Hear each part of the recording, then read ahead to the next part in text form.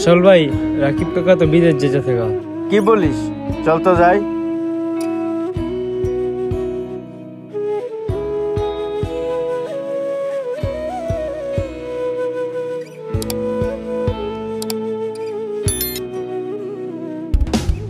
তুই বলে বিদেশ যেতেছস গা, একটা বার জানাইলেও না। তুই কি করছ? তোর মন নাই? কি করছি আমি? ওই আস্তে কথা কো, চিল্লাইস না। তুই হয়তো জানোস না এত লেগে কি করছে।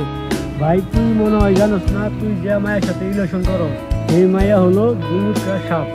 তোর সাথে রিলেশন থাকা অবস্থায় সে আরেকটা ছেলের সাথে তার সম্পর্ক, তাই আশা বলে তোর সাথে সেই মায়ের সম্পর্ক নষ্ট করে দিল।